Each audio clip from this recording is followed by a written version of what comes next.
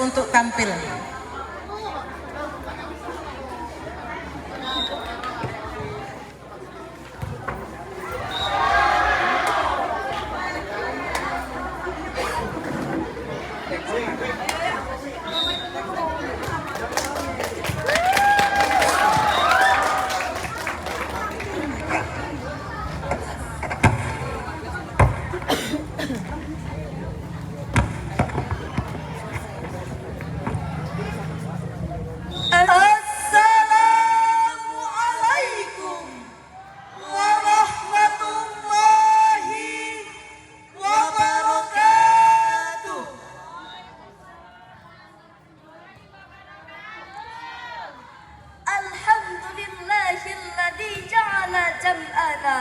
هذا جمعنا مباركا بالرحمن وبأموال ذي المختلفة أوجب علينا الأخوة والصلاة والسلام لا نبي بعده أما بعد.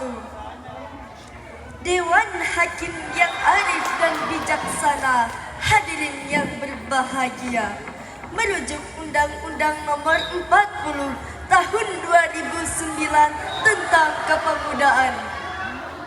Pemuda merupakan warga negara Indonesia yang berusia 16 sampai 30 tahun, di mana pada usia tersebut merupakan puncak usia produktif dan kreatif, sehingga diharapkan para pemuda dapat menjadi sosok yang penuh semangat dan mampu menjadi agen perubahan yang membawa rakyat Indonesia ke arah yang lebih baik. Peran pemuda sangatlah penting bagi suatu bangsa, karena pemuda dapat menjadi pemimpin bangsa di kemudian hari. Alvin Toffler dalam bukunya The Future Shark in the Third Wave, beliau menyatakan masa remaja merupakan era institutional change, yaitu era menjamurnya berbagai media komunikasi. Konsekuensinya pada suatu sisi melahirkan nilai-nilai positif, namun di sisi lain overloading information melahirkan disease of adaptation atau penyakit adaptasi. Penerimaan terhadap unsur-unsur asing tanpa mempertimbangkan baik atau buruknya. Ketika orang barat judi, remaja dan pemuda kita terlena dengan gaple dan remi. Ketika orang barat terlena dengan minum minuman keras, remaja dan pemuda kita terlena dengan budaya mabuk-mabukan, tenggak, whisky, brandy. Bahkan yang paling besar dan mendasar dari penyakit adaptasi ini melahirkan dehumanisasi, demoralisasi, dan despiritualisasi. Itulah mengapa usia remaja adalah usia yang penuh tantangan dan pertimbangan. Merujuk dari akar permasalahan tersebut, maka kami akan menyampaikan syarahan Al-Quran dengan judul Tekad Kuat Pemuda Penentu Masa Depan Bangsa. Hadirin rahimakumullah, sulitnya menjadi remaja yang hidup di zaman modern seperti ini. Ketika rajin sholat ke masjid, maka dianggap orang punya hutang melilit. Rajin datang ke pengajian, dianggap cuma mau cari perhatian. Ada ulama lewat Mausalim, dibilangnya soalim. Berpenampilan rapi, pakai sorban, pakai gamis, justru dianggap teroris. Sehingga banyak pemuda yang lebih menang gengsinya daripada mengikuti syariat agamanya. Na'udzubillah, summa na'udzubillahi min dzalik. Padahal Allah sudah mengatakan dengan jelas pilihan melakukan kebaikan dan keburukan ada di tangan kita masing-masing. Sebagaimana dijelaskan dalam Al-Quran surah Yusuf ayat 33 sebagai berikut. A'udzu billahi minasy syaithanir rajim.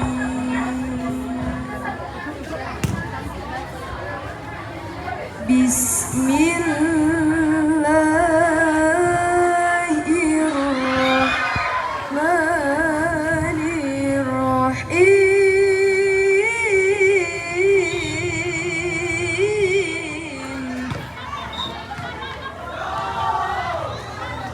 Qala rabbis sijnu ahabbu ilayya mimma yad'unani ilayhi.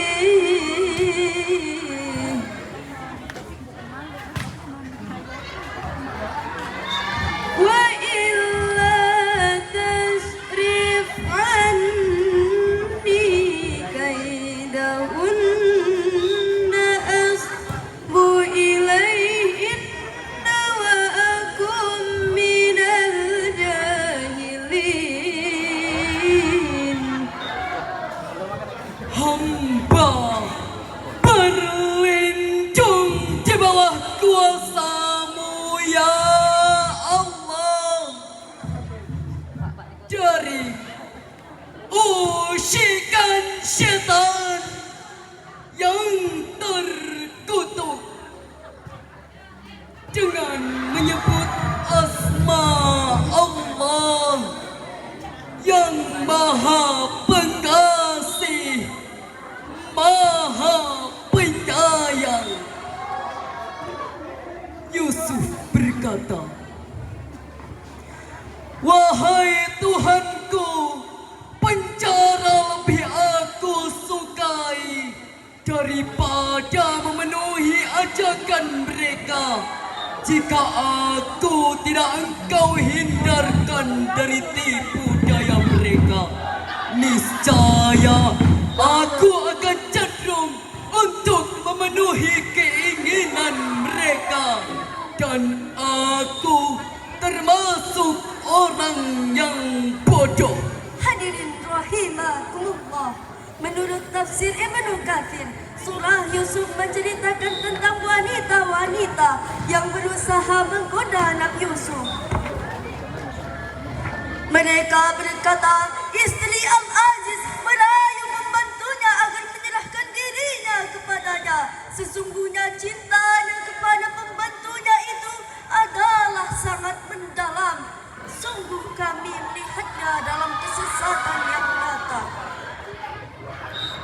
Maka tatkala wanita itu, Zulaikha, mendengar cencaan mereka, diundangkanlah para wanita-wanita itu dan disediakannya bagi mereka tempat duduk, dan diberikan kepada masing-masing mereka sebuah pisau untuk memotong jamuan.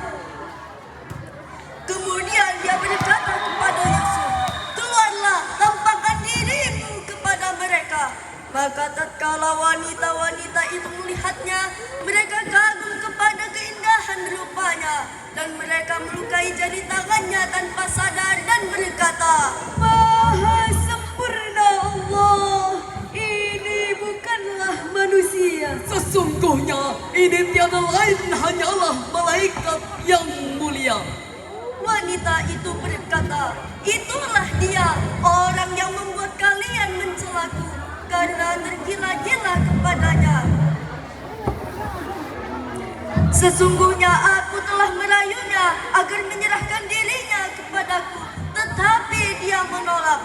Dan sungguh jika dia tidak mematuhi apa yang aku perintahkan, niscaya dia akan dipenjarakan dan dia akan menjadi orang yang hina." Maka Tuhannya memperkenankan doa Yusuf.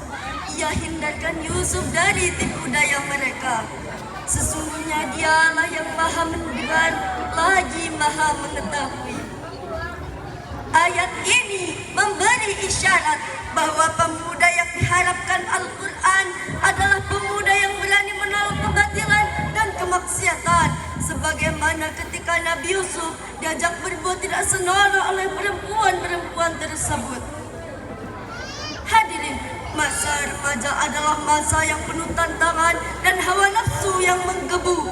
Maka di usia ini kita harus pandai-pandai menjaga diri agar tidak mudah terpengaruh oleh teman hingga lingkungan, yang pada akhirnya dapat melakukan hal-hal yang dilarang sehingga mengikuti rayuan syaitan yang menyesatkan.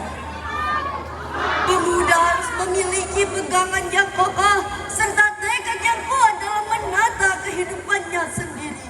Karena gambaran masa depan bangsa dapat dilihat dari kualitas pemudanya saat ini. Begitu berpengaruhnya pemuda terhadap segala potensinya, membuat saya teringat pada kata-kata sang proklamator Bung Karno. Beri aku 1000 orang tua, niscaya akan kucabut Semeru dari akarnya. Beri aku 10 pemuda, akan kugoncangkan dunia. Betapa hebat, kuat, dan berpengaruhnya pemuda terhadap perubahan dunia. Para pemuda harus berani mengambil sikap dan berjuang sebagaimana dijelaskan dalam Al-Quran surah Al-Kahfi ayat 60 sebagai berikut. Wa idza qala Musa fatahu abrahu hatta ablugha majma'al bahrain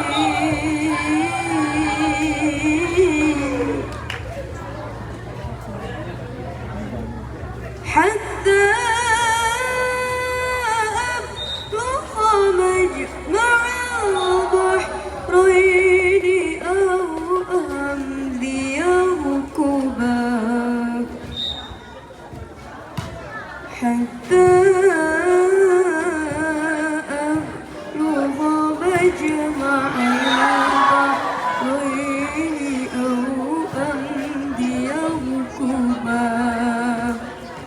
Sadaqallahul Adzim. Dan ingatlah ketika Musa berkata kepada pembantunya, aku tidak akan berhenti berjalan sebelum sampai ke pertemuan dua laut, atau aku akan terus berjalan sampai bertahun-tahun. Maha benar Allah dengan segala firman-Nya. Hadirin rahimakumullah, sejarah Indonesia penuh dengan momen-momen dramatis yang menentukan nasib bangsa. Salah satunya adalah peristiwa Rengas Dengklok yang terjadi pada tanggal 16 Agustus 1945. Insiden ini tidak hanya mengguncang para pemimpin bangsa, tetapi juga menjadi titik tolak yang signifikan menuju proklamasi kemerdekaan Indonesia. Ketegangan memuncak antara kelompok pemuda yang menginginkan kemerdekaan segera, sedangkan tokoh senior yang lebih berhati-hati menunggu kondisi yang lebih pasti. Perbedaan pandangan inilah memicu terjadinya penculikan Soekarno-Hatta. Para pemuda ini merasa bahwa kemerdekaan harus segera diproklamasikan karena mereka tidak ingin Jepang atau sekutu mengambil alih atas Indonesia.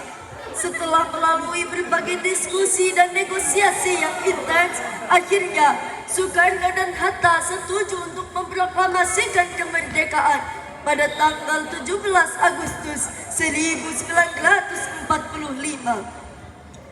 Runcingnya bambu, teguhnya semboyan, merdeka atau mati, teriakan Bung Tomo mampu membebaskan semangat perjuangan.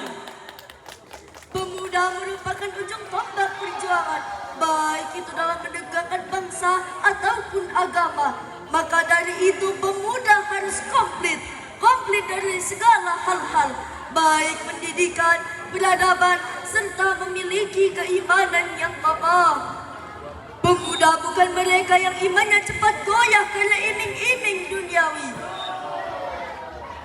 Hal ini juga menjadi tanggung jawab kita bersama agar tidak meninggalkan generasi penerus yang lemah, baik fisik, mental, ataupun intelektual.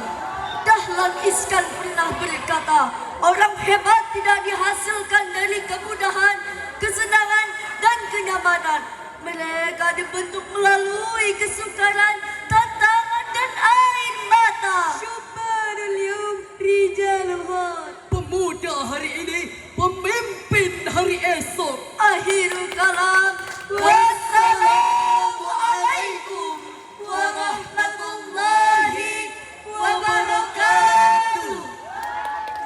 tangan yang meriah untuk nomor urut 15.